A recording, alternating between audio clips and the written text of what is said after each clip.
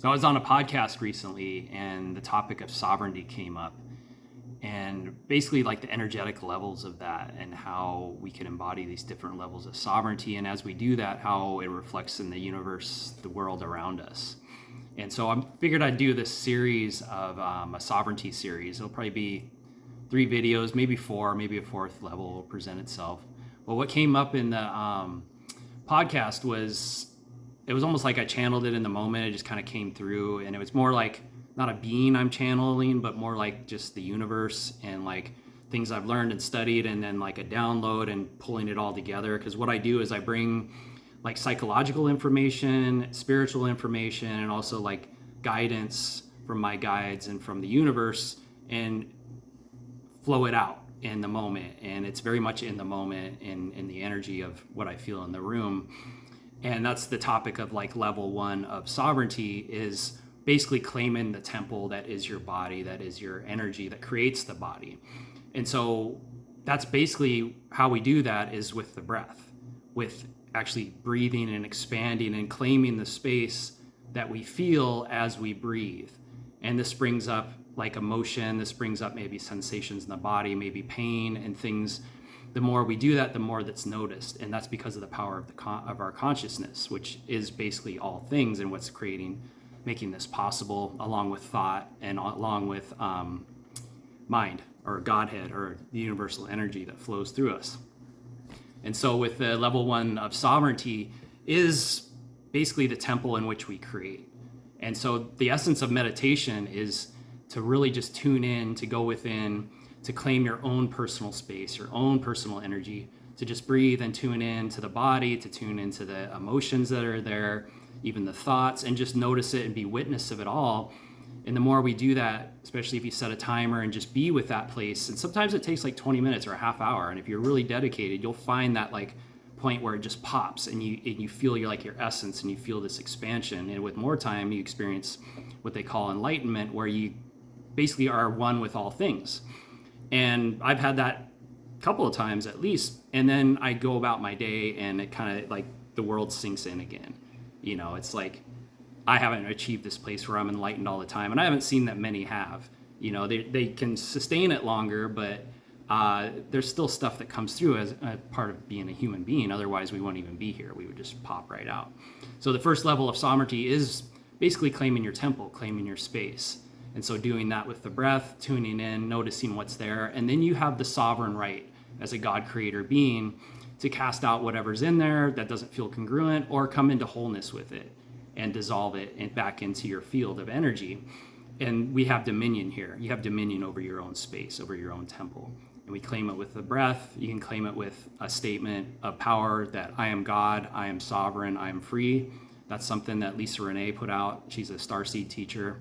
I was in her community for a number of years, really powerful in that statement, I'm God, I am sovereign, I'm free, where you're acknowledging that you are a God creator being, that you're choosing sovereignty and freedom. And as you do this, stuff will come up for us to navigate and breathe with and be with. And ultimately, it's kind of like your house. If you left your doors open or windows open and there was like squatters in there or animals or whatever, you'd have to like chase it out. First, you'd have to become aware of it. And so that's what going within, breathing, and meditating does. You become aware of, oh, wow, there's like a dead bird in the corner of the house. Let me clear that out. And so there's tools and techniques we can use for that. And a lot of it's just using your own imagination, your own creative potential to first tune in and then be like, oh, okay, there's something here, and just keep breathing and be curious. And it's like, oh, I can move that out. And so how this ties into psychology is you would see this in like group therapy. And Yalom was a psychiatrist, existential psychiatrist that worked with groups. And one of his biggest teachings among many was the power of being here and now, being in the moment, feeling what's going on in the group, and then having the ability to speak what everyone is feeling, kind of like calling out the elephant in the room, and following that energy and going with that as a corrective experience. And that's the same thing we do in meditation, is having the courage to really drop in and feel what's there, and then engaging, leaning into it, feeling it, and discussing it with our own selves. And this would happen in the group, where the therapist would speak to what was being felt, and encouraging others to acknowledge whether or not that was their experience, and seeing where it goes, and not even really knowing.